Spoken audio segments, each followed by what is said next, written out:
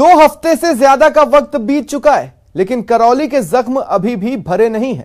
रोजाना कर्फ्यू में ढील देकर अमन चैन कायम करने की कोशिशें हो रही हैं, मगर सियासत है कि हिंसा की राख से चिंगारी ढूंढने की कोशिशें कर रही है। आखिर कब पटरी पर लौटेगी करौली? हिंसा के खौफ से बाहर निकलकर करौली में फिर से जिंदगी सामान्य होने की ओर लगातार बढ़ रही है। सभी लोगों की कोशिश है कि करौली में प्रेम और भाईचारा फिर से कायम हो, मगर इस घटना के बाद उठा सियासी शोर है कि थमने का नाम नहीं ले रहा।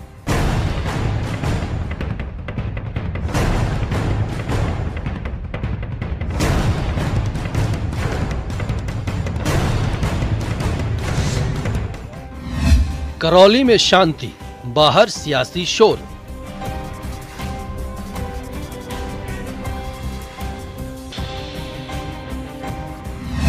बीजेपी का बवाल, कांग्रेस का सवाल। यह शुरुआत है, अभी आगाज है, अभी अंजाम होगा, सफलता हासिल होगी 2023 में। पापी हैं ये लोग, कायर हैं, दंगा करा के भाग जाते हैं। वहाँ के जो लोकल लोग हैं वो भुगतते हैं। 14 दिन बाद करौली को क्या मिला?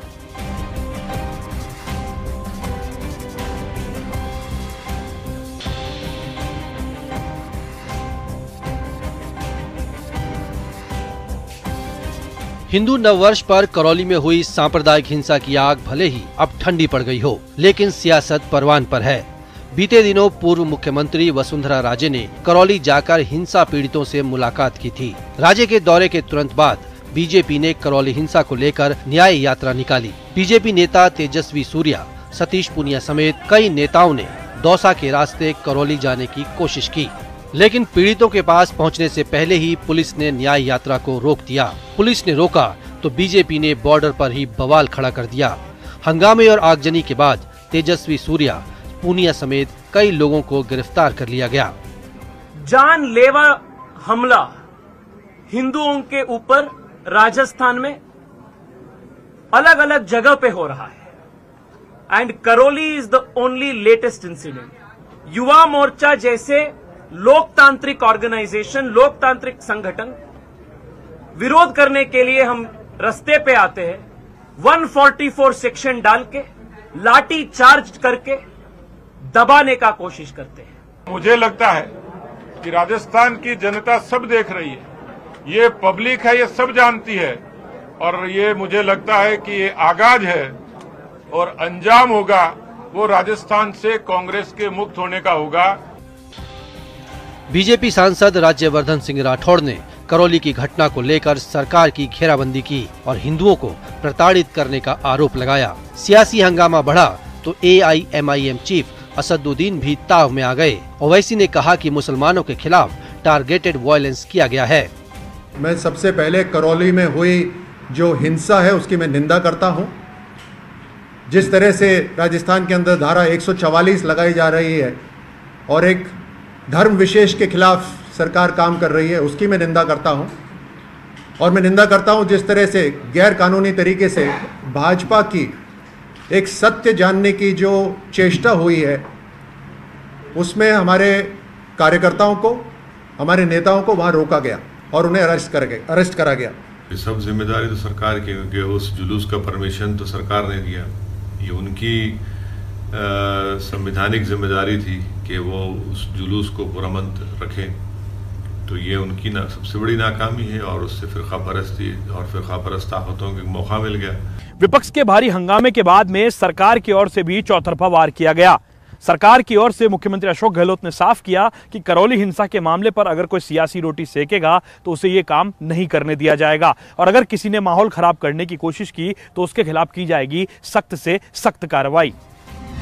कभी ये करौली में जाकर भ्रामक बातें करते हैं तो कभी राज्यपाल महोदय को ज्ञापन सौंपते हैं, जिससे तनाव बना रहे। परंतु प्रदेश सरकार ने प्रशासन को चाक चौबंद रहने के निर्देश दिए हैं, जिससे कोई भी अप्रिय घटना न हो सके। कोई भी व्यक्ति यदि राजस्थान की शांति व्यवस्था को भंग करने का प्रयास करेगा तो उसके खिलाफ सख्त कार्रवाई की जाएगी, चाहे वो किसी भी पार्टी या वर्ग से संबंध रखता हो। तेजस्वी सूर्या, नाम तो तेजस्वी सूर्या, और यहाँ पर आप देखिए किस काम के लिए आए। आप बताइए कि करौली के अंदर जो कुछ भी हुआ बहुत अनफॉर्चुनेट घटना थी, उसकी हम सब ने निंदा करी और उस वक्त ही मैंने कहा ये लोग आग लगाने का काम करते हैं, आपको याद होगा। और उसके बाद में लगातार इन्होंने एक इश्यू पकड़ रखा था करौली का।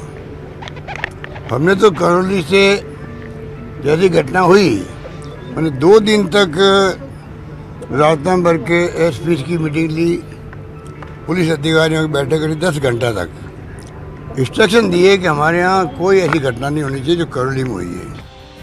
इतना ही नहीं, कांग्रेस नेताओं ने भी न्याय यात्रा को लेकर बीजेपी को घेरा। खाचरियावास ने कहा कि बीजेपी राम के नाम पर पूरे राजस्थान में दंगा करवाना चाहती है। बीजेपी तो भगवान राम का नाम लेकर दंगा करवाती है। महात्मा गांधी तो भजन गाते थे, चाहे गीता चाहे कुरान, सब में बसते राजा राम, ईश्वर अल्लाह तेरो नाम, सबको सन्मति दे भगवान। इनको सन्मति कब आएगी बीजेपी के लोगों को?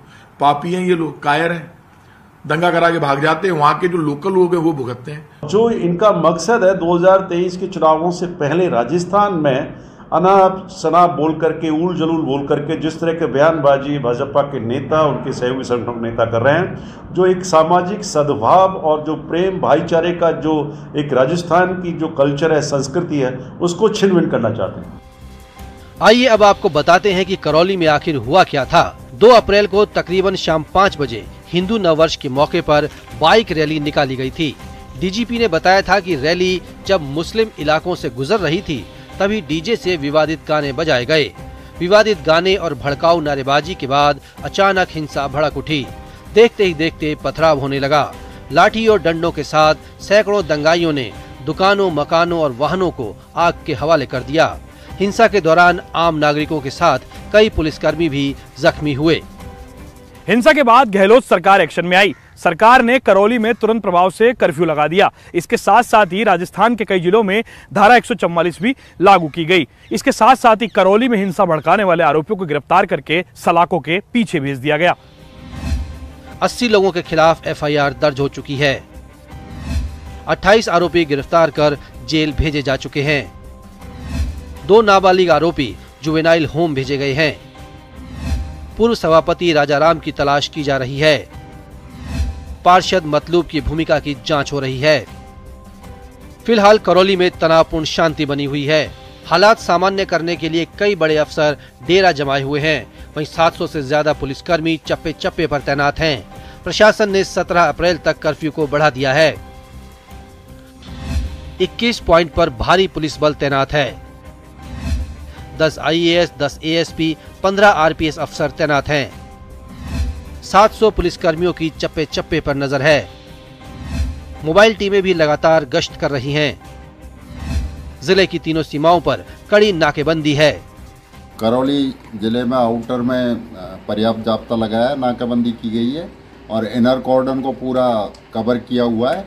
किसी भी कोई घटना घटित नहीं हो, इसके लिए पुलिस पूरी तरह अलर्ट है। गश्त लगातार जारी है।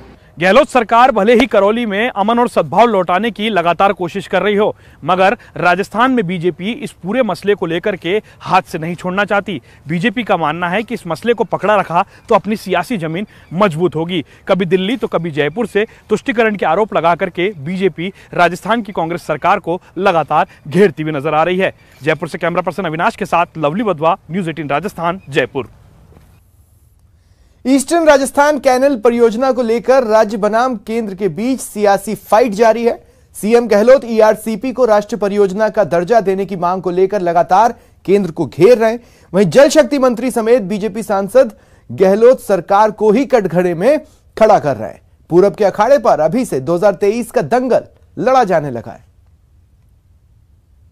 मरुधरा की सियासत पूर्वी राजस्थान पर आकर टिक गई है। हाल ही में बीजेपी अध्यक्ष जेपी नड्डा ने पूरब की धरती से सियासी समीकरण साधने की कोशिश की तो गहलोत सरकार ने भी ईस्टर्न राजस्थान कैनाल प्रोजेक्ट को मुद्दा बनाया और पूरब को पानी देने के लिए, तरसाने के लिए केंद्र को जिम्मेदार ठहराया।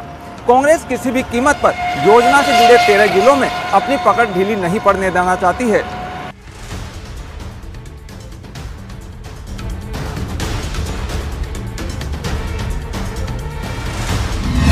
जल योजना पर सियासी घमासान।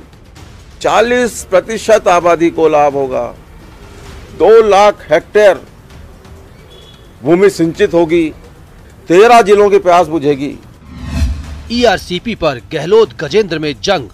40,000 करोड़ का मामला था। उसको आप एक्सेप्ट नहीं कर रहे। और हमारे केंद्रीय मंत्री जो जोधपुर के हैं, उनको पूछो तुम कहाँ के केंद्रीय मंत्री हो? केंद्रीय मंत्री, जल संसाधन मंत्री, उसके बाद में ये दुर्गति है राजस्थान की। पूरब बनेगा 2023 का अखाड़ा। प्रधानमंत्री जी का भाषण आपने वीडियो में सुन लिया, उसको लागू करा दो, झगड़ा खत्म हो। आपने कहा मैं इस्तीफा दे दूंगा, तो या तो फिर आप इस्तीफा दे दो, जब आप इस्तीफा भी नहीं दे रहे। राजस्थान की सबसे बड़ी जल योजना को लेकर सियासी घमासान और तेज हो गया है। 13 जिलों की प्यास का सवाल है, लिहाजा गहलोत सरकार ने पानी के प्रोजेक्ट को लेकर केंद्र के खिलाफ जंग छेड़ रखी है। ईआरसीपी को लेकर कांग्रेस ने बीजेपी के खिलाफ हल्ला बोला और केंद्र सरकार पर राजस्थान के साथ विश्वासघात का आरोप लगाया। कांग्रेस जनहित के हर मुद्दे पे हमेशा आक्रामक थी, आक्रामक है और आक्रामक रहेगी। ये तो पेयजल का मुद्दा है, इससे ज्यादा महत्वपूर्ण कोई मुद्दा नहीं है। उन्होंने खुद ही बात कही है, हमने तो उनसे इस्तीफे की बात ही नहीं करी थी। खुद ने कहा मैं इस्तीफा दे दूंगा, नहीं तो आप दे देना। अब देवे, उनकी बात झूठी साबित हो चुकी, इस्तीफा देना चाहिए। बीजेपी अपने वादों के विपरीत काम कर रही है, पाप कर रही है। ना राजस्थान को पानी दिलवा पा रहे हैं इनके एमपी और मंत्री, ना राजस्थान की मदद कर पा रहे हैं, कोई विशेष मदद नहीं है, पाप कर रहे हैं। इन 13 जिलों के साथ न्याय नहीं हुआ। राजस्थान की जनता तो प्रोजेक्ट भी लागू करवाएगी राजस्थान की सरकार, लेकिन दिल्ली तक चुप नहीं रहेगी। ईआरसीपी को लेकर कांग्रेस ने आक्रामक रुख अख्तियार कर लिया है। एक ओर से कांग्रेस के मंत्री और नेता वाटर प्रोजेक्ट को लेकर संग्राम छेड़े हुए हैं, तो वहीं सीएम गहलोत भी सभी प्लेटफॉर्म से जल शक्ति मंत्री को निशाने पर लेकर सरकार को घेर रहे हैं। 13 जिलों में कांग्रेस का प्रदर्शन प्रधानमंत्री नरेंद्र मोदी की वादा खिलाफी के विरोध में है। प्रधानमंत्री जी, आपने 2018 में चुनाव से पूर्व कहा था कि ईआरसीपी से 13 जिलों में रहने वाली प्रदेश की 40% जनता को पीने का मीठा पानी और किसानों को सिंचाई जल मिल सकेगा, परंतु 3 साल बीत जाने के बावजूद केंद्र सरकार ने ईआरसीपी को राष्ट्रीय परियोजना का दर्जा नहीं दिया। तो आप बताओ, जो ईस्टर्न कैनाल वाला प्रोजेक्ट है और आप बड़ी बहादुरी हाँक रहे थे कि मैं इस्तीफा दे दूंगा, राजनीति इस्तीफा दे दूंगा, वो तो हमने तो नहीं कहा था, उन्होंने खुद नहीं कहा था। और जब पूरा दोनों वीडियो सामने आ गया है तो फैसला उनको करना, हमें तो करना नहीं है। तो ये स्थिति जब बनती है एक मंत्री की, अगर मान लो प्रधानमंत्री नहीं भी कहते, तो क्या प्रदेशवासी ये एक्सपेक्ट नहीं करते केंद्र से? 25 एमपी हमने दिया वो जिता करके, हमारा केंद्रीय मंत्री बन गया जल संसाधन मंत्री, तो कम से कम एक परियोजना को तो राष्ट्रीय परियोजना घोषित करवाए। पूर्वी राजस्थान नहर परियोजना पर तकरार कहां और कैसे शुरू हुई और मरुधरा के लिए ये क्यों जरूरी है, इसे और तफसील से बताएंगे। उससे पहले ईआरसीपपी को जान लेते हैं। 40% राजस्थान की प्यास बुझाने वाला प्रोजेक्ट, नदियों बांधों को जोड़ने वाली 1268 किलोमीटर लंबी नहर, 13 जिलों में पेयजल और सिंचाई का संकट खत्म होगा। देश में नदियों को जोड़ने वाली सबसे बड़ी परियोजना। ईआरसीपी परियोजना की लागत 38,000 करोड़ रुपए। राष्ट्रीय योजना बनाने पर केंद्र से मिलेगी 90% मदद। सीएम ने प्रोजेक्ट पर राज्य से 9600 करोड़ की घोषणा की। ईआरसीपी में अभी तक केंद्र सरकार का कोई योगदान नहीं। दरअसल ईआरसीपी पर रार तब जग जाहिर हो गई थी जब जलदाय मंत्री महेश जोशी ने जल जीवन मिशन की रिव्यू बैठक के दौरान गजेंद्र सिंह शेखावत को अजमेर में किया गया पीएम मोदी वाला वादा याद दिलाया। मंच से सरेआम सियासी सवाल दागा गया तो गजेंद्र सिंह शेखावत ने भी सियासी चैलेंज कर दिखाया। शेखावत ने कहा कि अजमेर में पीएम ने ऐसा कुछ नहीं कहा, सिर्फ प्रस्ताव दिया था। ये सच हुआ तो वो राजनीति छोड़ देंगे और सच नहीं हुआ तो मंत्री महेश जोशी और मुख्यमंत्री गहलोत राजनीति छोड़ दें। राजस्थान ईस्टर्न कैनाल प्रोजेक्ट को राष्ट्रीय परियोजना घोषित किया जाना अति आवश्यक है। देश के प्रधानमंत्री माननीय श्री नरेंद्र मोदी जी ने भी राजस्थान में 2 बार अपने दौरों के समय इस परियोजना को राष्ट्रीय परियोजना घोषित किए जाने का वादा भी किया था। चाहेंगे तो मैं दोनों रिकॉर्ड आपको उपलब्ध करा दूंगा और उसको रिकॉर्ड पे मैं आज यहाँ इतने लोगों के सामने दावे से कहता हूँ, यदि अजमेर की मीटिंग में एक भी शब्द बोला हो तो या तो मैं राजनीति छोड़ दूंगा या आप और आपके चीफ मिनिस्टर छोड़ दें। इस तरह की बात हम बिना मतलब, ये न तो ये मंच है कहने का, न ये बात करने का, न मैं उस विषय पे अभी चर्चा कर रहा हूं। सियासी चैलेंज के जवाब में मंत्री महेश जोशी ने दोनों जगह पर पीएम के बयान वाले वीडियो जारी कर दिए। सुनिए क्या कहा था ईआरसीपी पर पीएम मोदी ने। एक मांग केंद्र सरकार के सामने रखी गई है। पार्वती, काली सिंह, चंबल लिंक परियोजना को राष्ट्रीय प्रोजेक्ट के तौर पर घोषित करें। मुझे जानकारी दी गई है कि इसकी विस्तृत प्रोजेक्ट रिपोर्ट जल संसाधन मंत्रालय को भेजी गई है और परियोजना की तकनीकी जांच का काम चल रहा है। पूर्वी राजस्थान की लाइफलाइन माने जाने वाली ईआरसीपी का इंतजार प्रदेश की एक बड़ी आबादी सालों से कर रही है। 2018 में विधानसभा चुनाव के दौरान भी यह मुद्दा उठा, लेकिन अब तय लग रहा है कि 2023 की जंग भी ईआरसीपी के इर्द गिर्द ही लड़ी जाएगी। 2018 में विधानसभा चुनाव के दौरान भी मुद्दा उठा, लेकिन तय लग रहा है कि 2023 की जंग ईआरसीपी के इर्द गिर्द ही लड़ी जाएगी। कांग्रेस ने बीजेपी को घेरने के लिए ईआरसीपी को मुद्दा क्यों बनाया, इसके पीछे का सियासी गणित भी समझ लीजिए। ईस्टर्न राजस्थान कैनाल प्रोजेक्ट पूरा होने से 13 जिले लाभान्वित होंगे और इसका फायदा 82 विधानसभा सीटों पर दिखाई देगा। 13 जिलों की 82 सीटों पर पड़ेगा प्रोजेक्ट का असर। 2018 में कांग्रेस ने 82 में से 43 सीटों पर किया था कब्जा। 2018 में बीजेपी को 82 में से सिर्फ 24 सीटें मिल पाई थीं। हम ये चाहते हैं कि ईस्टर्न कैनाल का पानी 13 जिलों के अंदर आए, क्योंकि उसकी आवश्यकता है। मैं अलवर का रहने वाला हूं, मैं जान रहा हूं कि हर वर्ष 1000 से ज्यादा सरकारी ट्यूबवेल सूख रहे हैं, 10,000 से ज्यादा किसान के ट्यूबवेल सूख रहे हैं। वो पीने के लिए पानी नहीं है, खेती की तो बात ही छोड़ दीजिए। रोजाना जाम लग रहे हैं, रोजाना धरने, रोजाना प्रदर्शन हो रहे हैं। सरकार इसके लिए योजना बनाए। हमने योजना बनाई हमारे समय में, वसुंधरा जी ने उसको बड़ा करते हुए ईआरसीपी प्रोजेक्ट बना दिया। इन्हीं की योजना है। हम तो कह रहे हैं आप इसको आगे कीजिए। आपको यदि कैनल का पानी इसको राष्ट्रीय परियोजना घोषित करवानी है तो निश्चित उस प्रतिवेदन पे आवेदन में आप आवेदन करो, प्रधानमंत्री से मिलो। आप इस मुद्दे पे प्रधानमंत्री से मिलने जाओ तो सही, आज तक आप गए ही नहीं। अब जब जाओगे नहीं, आप कहते हो घर बैठे हमारे पास आए, एक और तो गाली गलौज देते रहोगे प्रधानमंत्री को और रात दिन बीजेपी को गाली गलौज देते रहोगे और जाओगे भी नहीं और कह दोगे कि अभी तक राष्ट्रीय परियोजना घोषित नहीं की। ये तो कहीं न्याय संगत बात नहीं कही जा सकती। मरुधरा के लिए पानी का मुद्दा बड़ा है और आगामी विधानसभा चुनाव में भी इसकी गूंज सुनाई दे सकती है। ये बात कांग्रेस बखूबी समझती भी है और जानती भी है। लिहाजा वो ईस्टर्न राजस्थान नहर कैनाल का मुद्दा जोर शोर से उठाकर पूर्वी राजस्थान के साथ सभी 82 सीटों पर अपनी पकड़ मजबूत बनाए रखना चाहती है। Bureau report, news 18 Rajasthan. Chiranjeevi स्वास्थ्य बीमा योजना को प्राइवेट हॉस्पिटल ही नहीं, प्रदेश के बड़े सरकारी अस्पताल भी बट्टा लगा रहे हैं। दवा, ब्लड के नाम पर अस्पतालों ने गरीबों से लूट मचा रखी है। सीएम के सामने जाने माने अस्पताल के राज भी फाश हो गए। निरोगी राजस्थान मुख्यमंत्री अशोक गहलोत का ड्रीम प्रोजेक्ट, जिसके लिए सीएम गहलोत ने चिरंजीवी योजना की शुरुआत की थी। योजना में 10 लाख तक का इलाज मुफ्त करने की सुविधा दी गई, लेकिन सरकार की योजना क्या धरातल पर उतर पाई? क्या वाकई इस योजना से प्रदेशवासियों को फायदा पहुंच रहा है?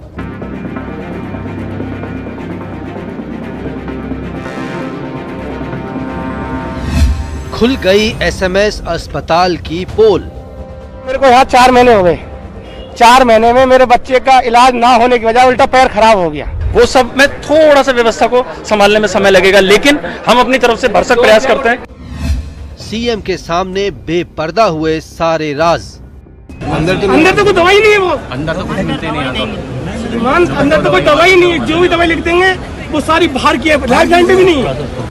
चिरंजीवी योजना के मरीजों से लूट, जो भी है सब दुरुपयोग कर रहे हो, यानी कि गरीब आदमी को मारने के अलावा कुछ काम नहीं। दवा ब्लड के नाम पर होता है खेला।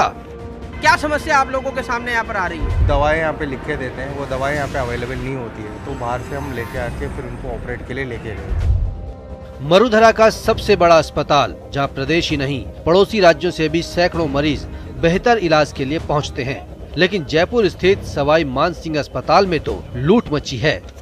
अंदर मांगते ना, बाहरी मांगते, दवाई यहाँ नहीं मिलती। अंदर तो कोई दवाई नहीं है, वो अंदर तो कुछ मिलते नहीं आता। अंदर तो कोई दवाई नहीं। दरअसल 14 अप्रैल को सीएम गहलोत चिरंजीवी योजना की सच्चाई जानने के लिए एसएमएस अस्पताल पहुंचे थे। जैसे ही मुख्यमंत्री ने ट्रॉमा सेंटर का जायजा लिया, अस्पताल की सारी हकीकत सामने आ गई। मरीजों और तीमारदारों ने मुख्यमंत्री को अपना दर्द सुनाया, साथ ही चिरंजीवी योजना की हकीकत भी बताई कि कैसे एसएमएस अस्पताल में मुफ्त इलाज के नाम पर मरीजों का शोषण होता है, कैसे दवा और ब्लड के लिए दलालों के भरोसे रहना पड़ता है। श्रीमान, मेरे को यहाँ 4 महीने हो गए। 4 महीने में मेरे बच्चे का इलाज ना होने की वजह उल्टा पैर खराब हो गया। कारण ये था डॉक्टरों की लापरवाही। रिजल्ट अच्छा मिला तो मैं कह सकता हूं कि रिजल्ट बढ़िया मिला, जबकि कहते हैं कि चिरंजीवी से 5 लाख का इलाज फ्री है। जब 5 लाख का इलाज फ्री है तो मेरे को बाहर से दवाई लाने की जरूरत ही क्या है। मुझे 6, 7, 8 रोज हो गए तो क्या होता है कि उधर लेटरिन बाथरूम में घुसे नहीं जाए। कितनी गंदी हो रही है, जिनके जोड़ी किरवार नहीं है, जब मतलब वो ये लगा के डोरी और जब जार के और कोई बैठता है मुंह बंद करके, ऐसा होगा वो हालत हो रहा है। श्रीमान जी, बस मेरे हाथ जोड़ के यही निवेदन है कि कतई का टूटे पड़े हुए हैं। अस्पतालों में फ्री दवाई नहीं मिलती, अस्पतालों में फ्री जांच नहीं होती, जांच बाहर से करवानी पड़ती है। अस्पताल में दलालों की लूट, अस्पताल में खून की कमी, अस्पताल में डॉक्टर समय पर नहीं मिलते, अस्पताल में बेड की कमी, स्टाफ की कमी। मुख्यमंत्री के सामने स्वास्थ्य सेवाओं की पोल पट्टी खुलते देख स्वास्थ्य मंत्री एक्शन में आ गए। प्रसादी लाल मीणा ने बदसलूकी के मामले में 2 वार्ड बॉय को निलंबित कर दिया। पूरे मामले में तत्काल जांच के आदेश दिए। सीनियर फैकल्टी डॉक्टरी देखेंगे, जो यूनिट हेड है, सुप्रिटेंडेंट है, वो देखेंगे, रेजिडेंट भी देखेंगे, पर जिम्मेदारी उनकी होगी। अगर कोई पर्ची दी या कोई बात हुई तो जिम्मेदारी उनकी फिक्स होगी, उनके खिलाफ कार्रवाई होगी। अगर किसी पेशेंट को पर्ची दी तो यूनिट हेड के खिलाफ कार्रवाई।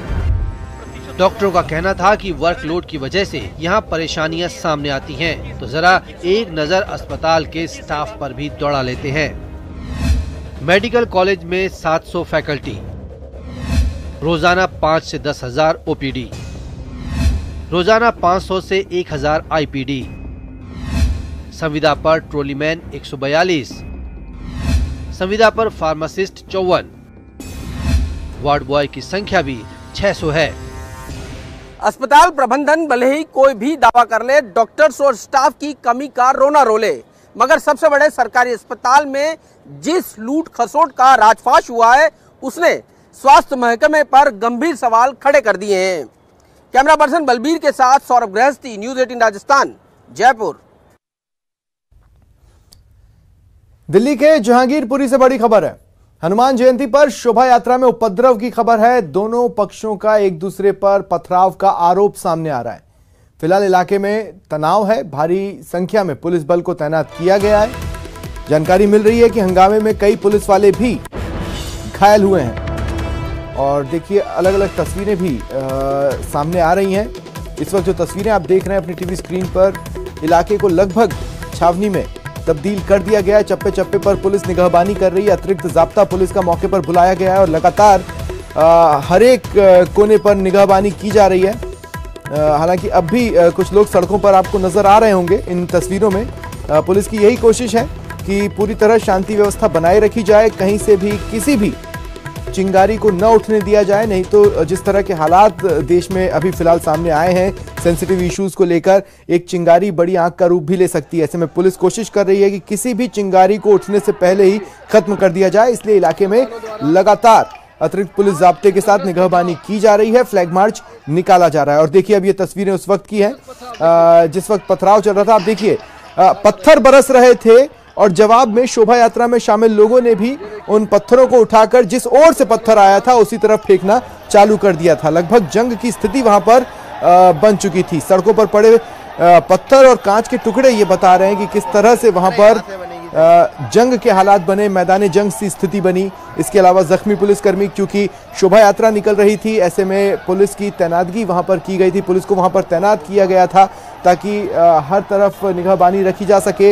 ये देखा जा सके कि किसी भी सूरत में शांति व्यवस्था भंग न हो। लेकिन कहते हैं होने को कौन टाल सकता है, पुलिस भी वहां पर कुछ नहीं कर पाई। एकाएक ही पथराव शुरू हुआ और जहांगीरपुरी इलाके में बवाल बढ़ता चला गया। देखिए 6 तस्वीरें हैं आपकी टीवी स्क्रीन पर और जो कुछ भी हम आपको बता रहे हैं वो तमाम चीज़ें आपको इन तस्वीरों में नज़र आएगी। आपको पुलिस का बदहवास से इधर उधर होते देखना, भीड़ का भागना, जब पत्थर लोगों की तरफ बरस रहे थे तो लोगों ने भी सड़क पर से पत्थर उठाकर जिस ओर से पत्थर आया था वहां फेंकना शुरू कर दिए थे। वो भी तस्वीरें आप अपनी टीवी स्क्रीन पर देख पा रहे हैं। छत से ली गई एक तस्वीर आप अपनी टीवी स्क्रीन पर देख पा रहे हैं और साथ ही ये जो तस्वीर कैमरा नंबर 6 जो छठे कैमरे की जो तस्वीर हम आपको दिखा रहे हैं वो सबसे खास है क्योंकि रात ढल चुकी है। ये जो घटनाक्रम हुआ था वो शाम में हुआ था और देर रात होते होते इलाके को लगभग छावनी में बदल दिया गया।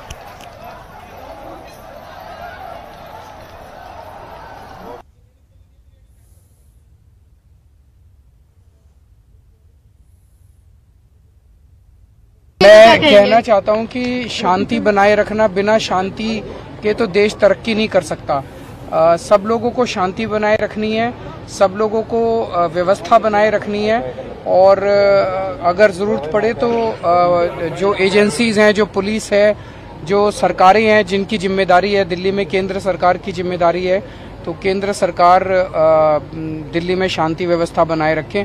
मैं लोगों से भी अपील करता हूं कि इसमें शांति और व्यवस्था बनाए रखें। फिलहाल इतना ही, नमस्कार।